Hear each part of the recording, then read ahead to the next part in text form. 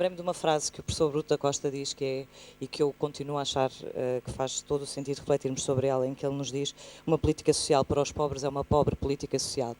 E eu continuo a achar que nós temos um grande problema no nosso país, e mesmo ao nível das políticas europeias, e que tem a ver com o facto de continuarmos a etiquetar as pessoas. Nós somos um fundo todos colocados em tags, não é?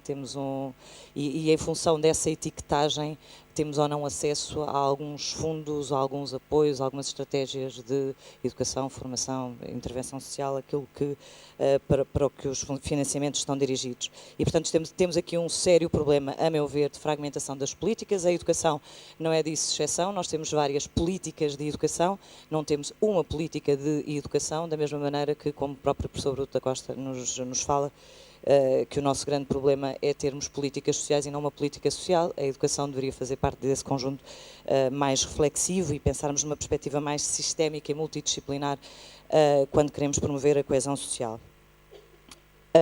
Mas falámos também destes campos de esperança e aquilo que me surpreende ainda no campo da política é de nós não estarmos a alimentar a política com a riqueza da inovação social que está a ser produzida, fruto de muito voluntarismo das várias organizações, fruto de iniciativas auto-organizadas de cidadãos e de cidadãs, de muitas organizações públicas que à revelia ou às vezes com muitas horas extra vão empreendendo uma série de iniciativas que essas sim poderiam informar a forma de desenho das várias políticas sociais ou da política educativa no seu todo, como quisermos depois chamar, daria aso agora aqui a outras discussões. E depois, quando falámos daqueles 8 milhões de euros para uma plataforma, eu fiquei a recordar-me de um problema com que me tenho debatido, porque tenho trabalhado em vários projetos de intervenção, e a sensação que nós temos sempre de desadequação na forma como alguns dos recursos são mobilizados, ou seja, em alguns contextos temos muito dinheiro para coisas que não são assim tão estruturantes, e para as coisas realmente estruturantes não conseguimos ter financiamento para desenvolver as intervenções que são realmente sistémicas e promotoras da inclusão. Eu também uso muito o Facebook e até costumo colocar algumas coisas que eu acho que são giras, mas tenho estado a trabalhar nos últimos meses, com alguns piratas informáticos. E, curiosamente, há 2 ou 3 dias tive uma formação de um deles que me fez realmente pensar se vou continuar a usar o Facebook e afins. Por uma razão simples, ele só me disse assim: quando acedes a algo que é grátis, o bem comerciável és tu. E, portanto, temos muito a discutir sobre as novas formas de controle social a que estamos sujeitos e que nós nem sequer temos ideia de que estamos a ser sujeitos. Da análise que é feita em relação aos cliques que fazemos nos nossos computadores, e de até acharmos interessante que alguns dos nossos educandos e educandas até comecem a utilizar as novas tecnologias, mas eu acho que temos de fazer, se calhar, uma reflexão a fundo e temos muito a aprender. É o que eu digo, eu tenho vindo a aprender imenso com estes piratas informáticos, com os hackers, não é? E acho que precisamos mesmo refletir sobre este uso, porque nós estamos a ser completamente manipulados a este nível. Bem, isto foram as coisas assim avulsas que me foi lembrando na sequência desta nossa reflexão.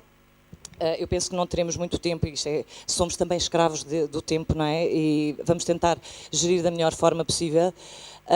E eu vou dar a palavra a vós. Eu gostava só que alguém da organização me dissesse se eu posso usar pelo menos 15 minutos para que as pessoas possam ter a possibilidade de partilhar, refletir, comentar, desabafar, questionar.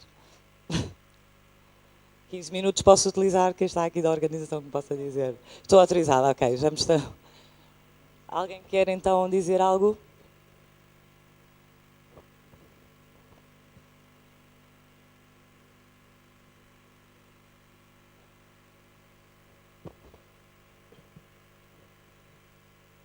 Isto pode ser sinal de muita fome. Podemos fazer um comentário àquilo que disse? Sim. Eu gostaria de lembrar uma pessoa que é Humberto Eco. Eu uma vez vi Humberto Eco num programa de televisão e ele esteve a princípio em dificuldades, porque o jornalista colocou-lhe algumas daquelas imagens em que ele aparecia nos ecrãs a cantar, a dançar, a não sei o quê, e, portanto, ele esteve, a princípio, um bocado perturbado com isso.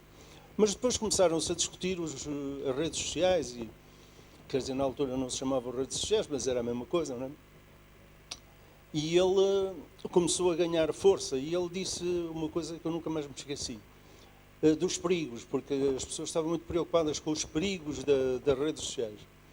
E o Humberto Eco disse, pois, eu acho que as pessoas têm toda a legitimidade de estar preocupadas com os perigos. Mas, sabe, eu lembro-me de uns textos que eu vi sobre o automóvel, na altura em que os automóveis foram criados.